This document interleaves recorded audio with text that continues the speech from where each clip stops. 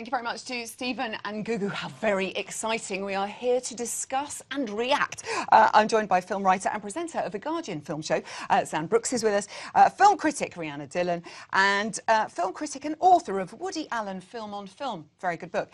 Jason Solomons. So initial reactions to the nominations and the big hitters there. We're looking at a lot of nominations for Bridge of Spies and Carroll, each receiving 9 nominations. The Revenant has 8. Mad Max Fury Road has 7. Rhianna. Why no Mad Max in Best Film? That's what I'm slightly upset about, because I was really hoping that BAFTA was going to be brave and go for this, you know, slightly younger, really dystopian film. I thought that would really kind of raise the bar. Although, you know, I think there's no real surprise there. I think Bridge of Spies was interesting. I wasn't expecting that to see there, and it's quite a pleasant surprise. Carroll as well, The Revenant. So chuffed. You loved The Revenant. Loved The Revenant. You loved The Revenant. Jason loves it when he gets in the horse. Xan, what's your initial reaction to all of those? Well, I think you've got the two obvious frontrunners. You've got Carroll and Bridge of Spies, these two very solid 50s set American films. Both of them, I think, deserved winners. I think maybe Carroll is slightly the classier option if I had to kind of choose at this point. I think BAFTA is maybe more likely to go with Carroll than, say, the Oscar voters or the Golden Globe voters. But either one, I think, is decent. OK. Are you pleased, Jason? I'm pleased. I would have loved to see a British film get into the Best Film category. Again, we've got that characteristic BAFTA split of putting the British films just in their British category, not one of them deemed good enough to kind of battle with the big boys, if you like. I am interested in seeing a film like The Big Short, which not many people have seen yet, and is getting a lot of sort of Oscar buzz about it. And it's a big ensemble piece about the banking scandal. And Spotlight, which is also nominated in Best Film, is about a scandal in the Catholic Church. Two very big scandalous kind of campaign-style movies, very different, with big casts. Ryan Gosling in The Big Short, Mark Ruffalo and Michael Keaton in Spotlight. These are big ensemble movies. And I think this is the sort of year where something like that, do you remember the year when Crash kind of broke through? That's the sort of film that's going to get people kind of watching and interested in it, and sort of hot under the collar, because they're about stuff. And so you've got, what you say, Carroll and Bridge of Spies, they're sort of very much in the past. Yeah. These are sort of very current and very scandalous now, and I think that I like movies that are here and now, and I feel that those have got a relevance, a cultural relevance. I love it when you get passionate. Jason, let's look at outstanding British film, and we've got 45 Years, Amy, Brooklyn, The Danish Girl, Ex Machina, and The Lobster. Now, which of those films was the big one for you? Oh, The Lobster by a country mile. I thought The Lobster's this brilliantly dark, black, dystopian comedy.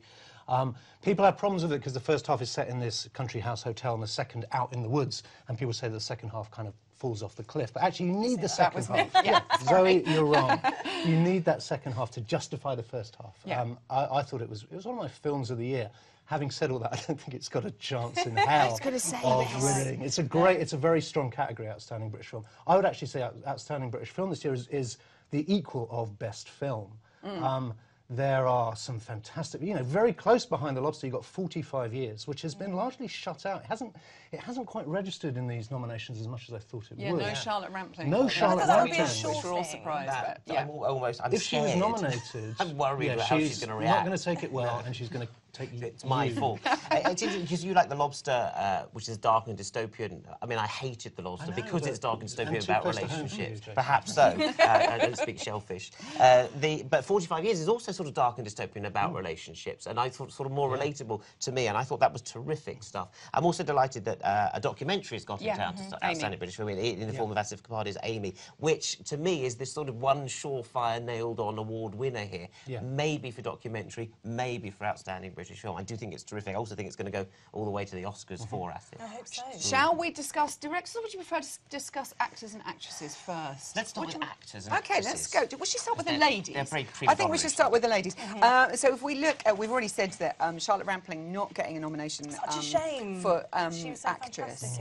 We've got Alyssa Vikander, nominated both for leading actress for The Danish Girl and supporting actress Ex Machina. I mean, it's probably not a first. I'm sure that's happened before. When that happens, you sort of risk splitting your vote. People kind of, oh, I liked her in that one. I liked her. We like her, but we don't quite know where to put her. So that could be quite interesting. Kate Blanchett, not really a surprise there for Carroll. Maggie Smith, great to see her nominated for The Lady in the Van. Especially when Lady in the Van hasn't been nominated in Best British Film, because you think that's obviously BAFTA. BAFTA. I would have thought so, yeah.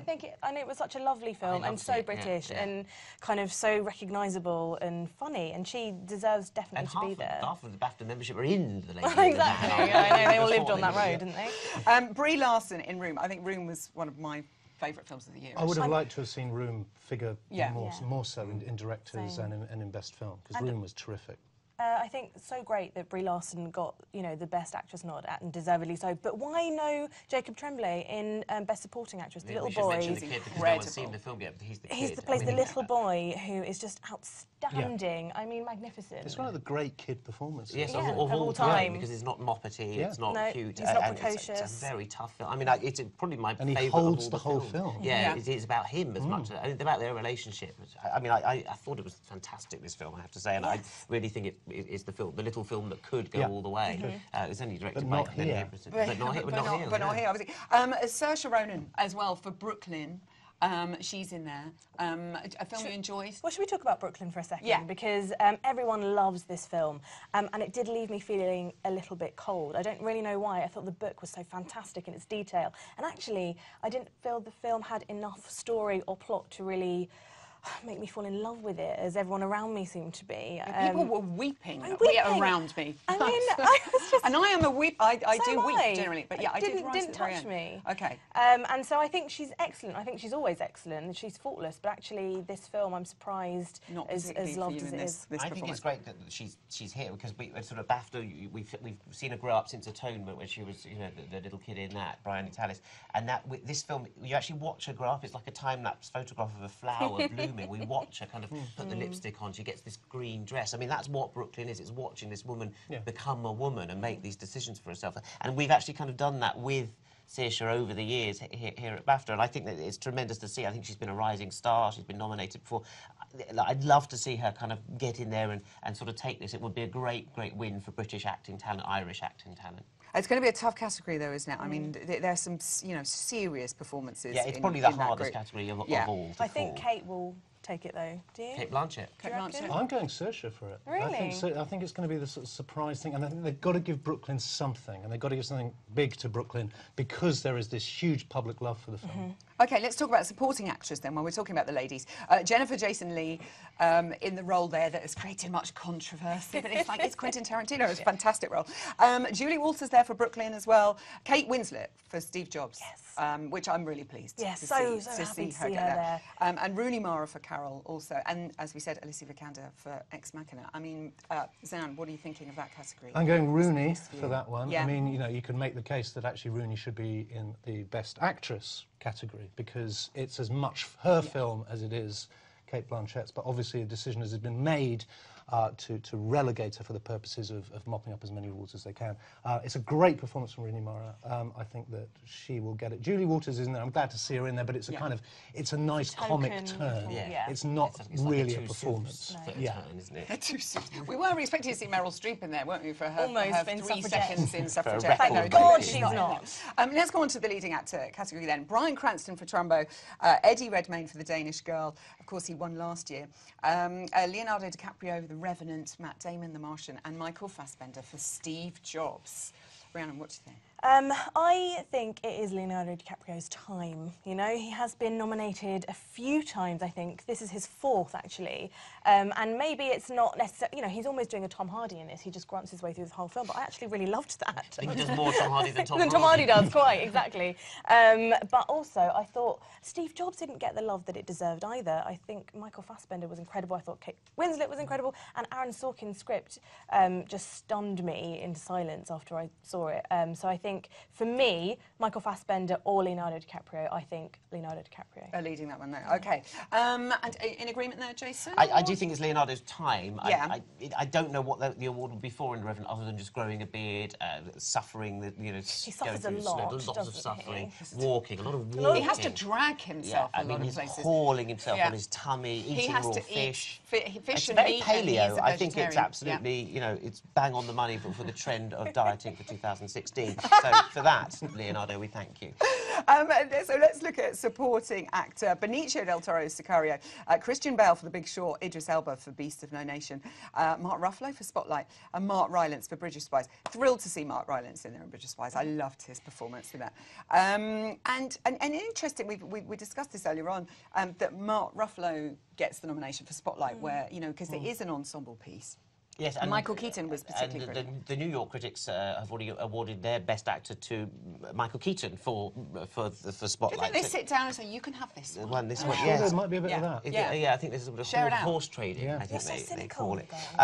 cynical, I liked Ruffalo in Spotlight. I do think this is Mark Rylance's Yes. performance. It is a great supporting performance. It's a great supporting performance, but it's a supporting performance that changes the whole tenor of the film. Without Mark Rylance, that Spielberg film would be a very stolid, professional bit of carpentry, with Tom Hanks at the centre of it. Rylance is this weird little elfin presence who kind of dances around and gives it a different kind of jazz rhythm. Yeah. So it's a great supporting performance. You sort of want more of him, but the joy of it is that there isn't more of him. Yeah, and you're left, no, wonderful. Okay, are there any big snubs, any people who've been missed out? I mean, we just in actress, we were saying there's no Kerry Mulligan, no Charlize Theron. Well, I mean, Kerry Emily Mulligan, who was wonderful in Far From the Madding Crowd as well, but also really good in Suffragette. And I mean, I would say Suffragette in general, and women's rights have entirely been snubbed by BAFTA. Anne-Marie Duff was a perfect supporting actor. I think, really annoyingly, I think the actress, the leading and supporting, is like the strongest it's ever been. You know, I think that we could have added so many names, whereas the actors this year,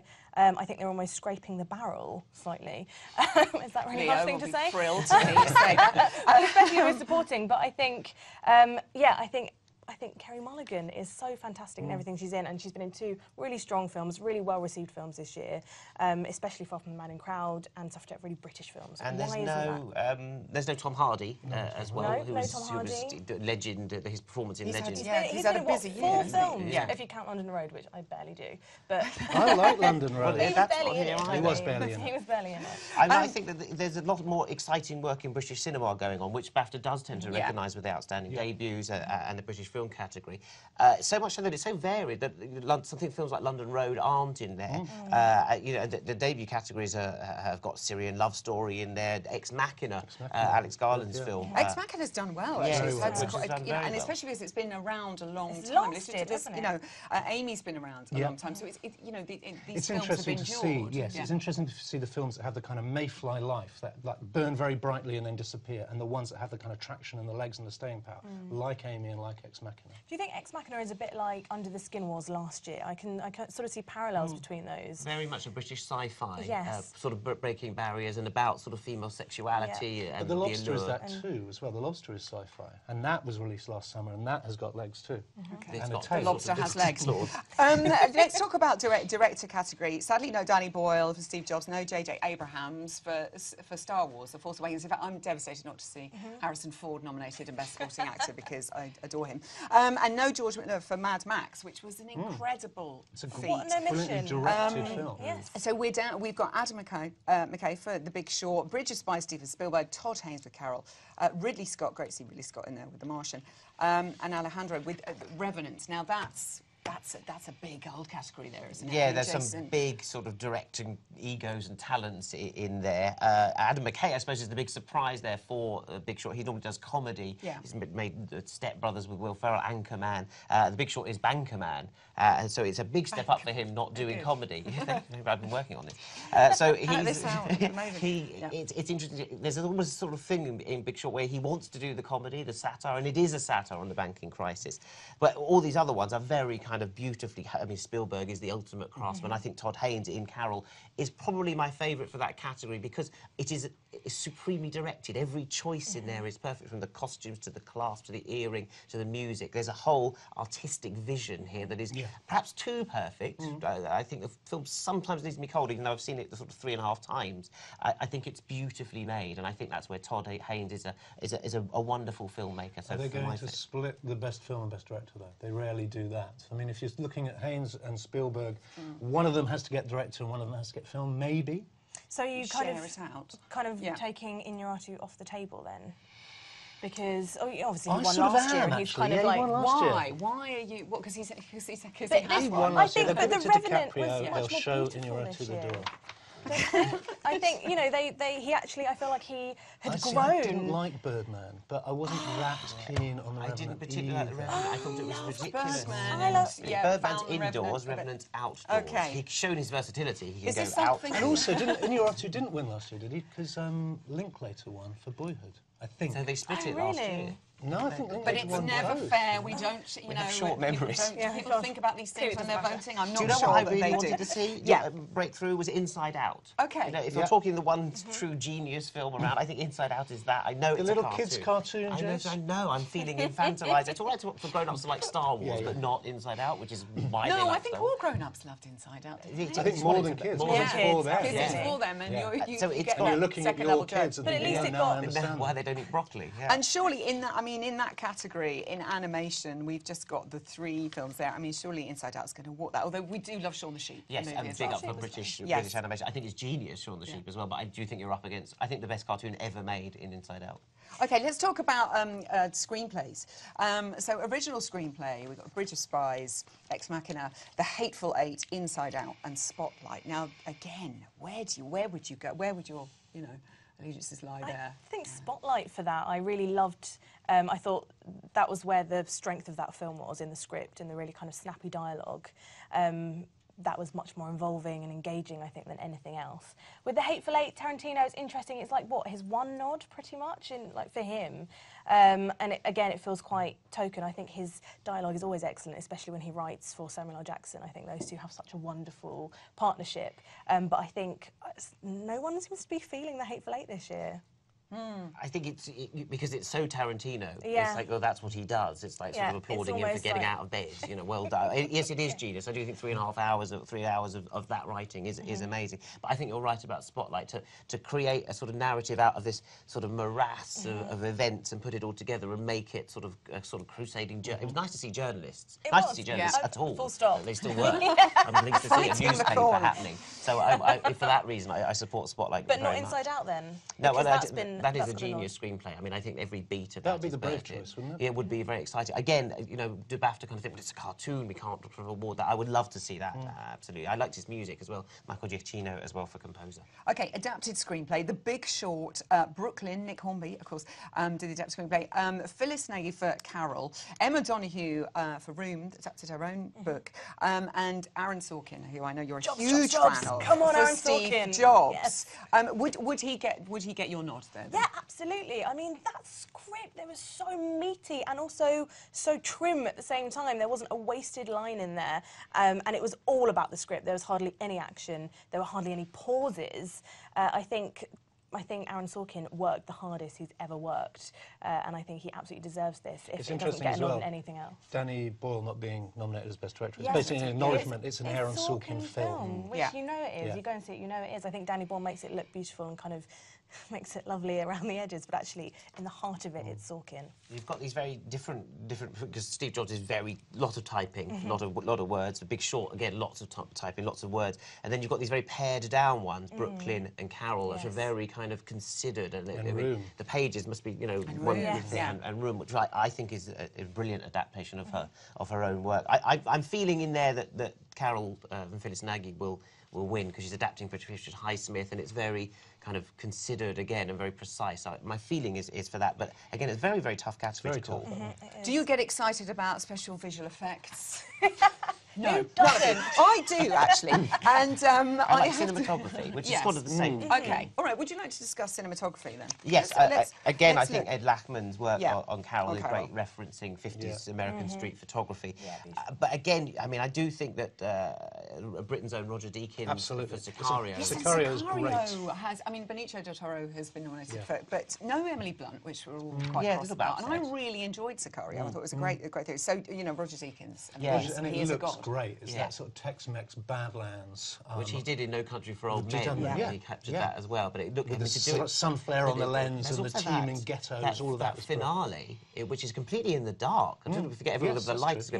but the finale is all in this night vision in these tunnels, I mean, to see anything is extraordinary. I don't know how he lit that. It's amazing. I mean, all our cinematographers worked under, you know, crazy conditions. John Seal with, you know, Mad Max Fury Road in the desert. I mean, with, you know, I mean, that's such a feat. Yeah. You know, surely it needs a nod. And it's great to see Mad Max there, finally, you know, and it did, you know, it got nominated for like 7 awards, but all in the technical side. And what you remember from Mad Max is the dust that kind of comes up through this 2-hour car chase. I would love to see Mad Max win for cinematography.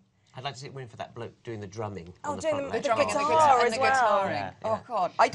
Sometimes when I watch films like that, I'm thinking of the state the crew are in when they're working in these conditions. I was thinking that also during The Revenant, thinking they must be frozen right now. They are never working with in They're very generous. I know. I was thinking of it. As a viewer. Drunk off their brains. No, they probably are, just to get through it. But I was excited to see special visual effects. Obviously, Star Wars: The Force Awakens for me. I feel Star Wars should have had some more love. Also, that's the thing of sort of when you think about who's being big hitters with audiences. You know, a lot of these films, are they making? Is The Revenant going to make back its £135 million? I know that's not what awards are about, but you know, and then when you see Star Wars has done, so I keep banging on about Star Wars. Well, I mean, it's big. But it's interesting to see film ever. which films here are recognised that audiences have really enjoyed. I think your love for Star Wars, I mean, it's got quite a lot of nominations, really, but for Best Droid and whatever it is. But BB-8, he should have had it. Yeah, he's very, very good. But I'm delighted to see John Boyega get a nomination in the BAFTA Rising Star category, which is a really good nod. That, hasn't he? I think so. No, but he's I think it's voted for by fans, and given that everyone's seen Star Wars. in every galaxy that can possibly vote, they will vote for John Boyega. It's a really strong category for the Rising Star, actually, because I think Taron Egerton I love. Quite fancy, but also I think he's excellent. That's what the Rising Star is all about. Exactly, well, Who it we is. You know, fancy. Kingsman. You know, I think everyone was talking about Kingsman when that came out. That was, I think, in any other year he might have won that. Brie Larson, I think, deserves to win for Room, but I don't think it will get the audiences in as much because it's quite a hard sell, the story. And Belle Powley for Diary of a Teenage Girl. It kind of came and went, but it was a Oh, great it little was film, amazing. and she was superb. Yeah. It was great. If you haven't seen it, do, because it was wonderful. Had But a great John Boyega's soundtrack. going to win. But John Boyega's going to Which win. is And no award for Dakota Johnson then? You know, Yeah, I think she's 50 Shades. or A Bigger Splash. I think she's terrific. I think she's a great young talent. I don't think she's kind of broken through. It's not her year. Yeah, it's not her year. And 50 Shades of Grey, people have I quite enjoyed 50 Shades of Grey. Although she was the best thing in 50 Shades, actually, wasn't she? She really brought it alive. One snub that we should mention is Spectre, which was obviously a huge, huge film. Doesn't figure here, I think, at all. No nominations at all. And when you think that the last Bond film, Skyfall, was named Outstanding British Film, that is quite a drop. Are we saying that Spectre is that much because worse? people didn't enjoy it, or is it because it's been followed by so many other I films thought Daniel Craig a was couple actually months really good in Spectre. I think he did a lot of acting. preferred Spectre to Skyfall. we And I see- know that I'm a Well, it's lonely done voice very like well. that. I think that you get that problem with Bond. Bond has never won any Oscars. It's such a genre unto itself that a bit like Star Wars, people look for it. I don't, you know, is it the sort of film that wins awards? And they're sort of so eventually when Skyfall, it's like done. We've done Skyfall. Yes, It's been acknowledged. The Craig era has been acknowledged. We'll come back to it in 40 years. Yeah, exactly. When Idris Elba is Bond or something. It's a shame that the massive blockbusters don't get the acknowledgement that they deserve. And I think Creed is another one that will be massive with audiences and has been, again, kind of overlooked. And do you think it's been overlooked because it's just not out there yet? People haven't seen very it yet, possibly. do you think? Having seen it, I think Sylvester Stallone really deserved to be in the Best Supporting category. And did you weep? Yeah, I wept so much. Yes. I mean, actually, out of all of them, when you think of all the films there, like Room and some really awful sad films, Creed was the one that destroyed So you watch me. Room stony face, but then a bit of Absolutely boxing and stony-faced. Who do you think gave the most, you know, who gets an award for, like, you know, we often award people for sort of real serious transformations as actors. Oh, yeah. You know, Well, Eddie Redmayne last Redmayne year, of course, in for this, The Theory you of know, Everything. the James Here Bond. he becomes a woman. Yeah, he now transforms from a good actor into a really bad actor in the space of 12 months. I mean, he won last year. This year, it's not happening. No. I don't not think for the it's Danish gotta girl. look in. And what do you think, you know, for Leo DiCaprio, you know, is the endurance He puts himself through it, really. I mean, I don't know. I mean, maybe they did, but I always think that actors, they put themselves through it. They do, and then they go into their trailer for hours and then just sit there and get really warm again. Bravery in acting, I'm not really sure. When you put yourself out there, and I'm not sure that Leo does for this. but we like Leonardo DiCaprio. I'm not sure anyone there really does. I mean, let's talk about Matt Damon for a sec, because in The Martian, you know, yeah, again, that was a film that everyone really liked, and it wasn't the most special film in the world. I think coming after Gravity and Interstellar, it didn't quite have the same Timing-wise. impact. But I think he had to hold the film on his shoulders because he was the only one in it, really. At the Golden Globes, it's nominated for in Best Comedy. Well, it's very funny. I agree with that. I think it is better than a drama. I think all his bits, he was trying to make you laugh, and he did. It obviously didn't make Jason laugh. I don't know, not. I'm a big space kind of guy, so didn't- You don't like space? Not particularly. You don't- No one can hear you laugh. We're not going to get on well.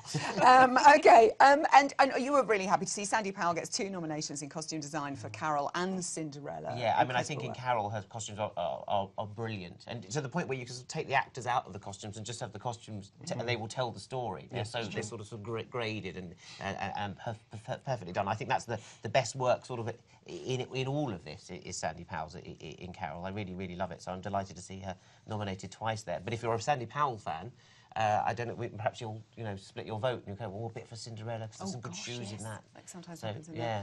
that. And production design, I mean, the look of film, I mean, a lot of the films have been absolutely stunning to look at. Bridge of Spies, Adam Stockhausen, again, just on fire. Carroll, Judy Becker, and Heather Loeffler. Mad Max, just incredible feats, really, I think, of production design. The Martian and Star Wars, The Force Awakens. I mean, any of those 5 taking it home for you, just on... I think, well, that's an odd one, actually, weirdly. I think, again, Mad Max for the same sort of reasons as cinematography. But then The Martian, actually, production-wise, those really quite epic shots when you're looking at him just trekking. I think that seeing the world that they created on Mars was fascinating, and I loved that, and I think it was really evocative of what it would be like to be alone on a planet. So maybe I would go with The Martian for that. Is the idea of being alone on a planet a terrifying thing? It's Okay. terrifying. A film not in the English language as well. Let's have a look at these. Probably Now, the best category of all. Force Majeure, I know, was huge hit. Timbuktu, Wild Tales. Jason, any favourites? Well, I'm a huge fan of Abdurrahman Sissako's Timbuktu, which is a sort of about a jihadi overtaking a town in Mali. It's a kind of fable about it as well. So it's probably the most important film and the most relevant film out there. But it makes you understand slightly what's going on in Syria and Iraq and in that area. And it's also a satire on it, and it makes it totally absurd. So I think it's absolutely brilliant film, and it's great to have an African film nominated at the BAFTAs as well, because that happens all too rarely. My feeling is that something like Wild Tales by Damien Cifron from Argentina is more of a crowd pleaser. It is terrific as well, produced by Pedro Almodovar as well. It's got 6 stories, so if you don't like one, you're going to like the next one along. I thought they were both terrific. I wouldn't mind, but Timbuktu is where my heart is. For me too. The other one we should mention is The Assassin, which has been one of the best reviewed foreign language films of the last 12 months and topped the Sight and Sound Critics poll, all of which I think may actually dampen its chances with BAFTA. It's because it's a hard watch. It's a Marmite film. It's one of the most beautiful films that you will ever see. I worry about sending it out on screeners and sitting there and trying to connect with it. It needs to be seen on a big screen. You need to completely immerse yourself in it. And I think it's going to exasperate as many people as it enchants. Okay. If you could choose, your big winner this year, it could be from any category. If there's somebody in there that you really feel should be taking home awards on the 14th of February. Aaron Sorkin. Aaron Sorkin, obviously.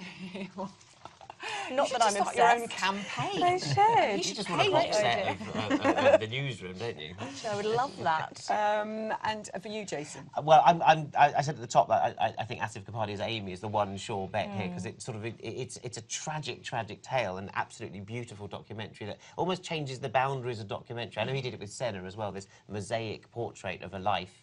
But it's a London film. It feels relevant and here, so that's my sort of nailed-on winner. I don't know in which category. Definitely a documentary. Great if it won in both, wouldn't it? Yeah. It would be wonderful. And I'd say Yorgos Lanthimos, the great Greek director, is now based, I think, up in Islington in London, for The Lobster as outstanding British film, because he's now one of us. How about you, Zoe? I mean, I'm going to watch The Lobster again. For me, Room, I have to say. Oh, yeah. Room is great.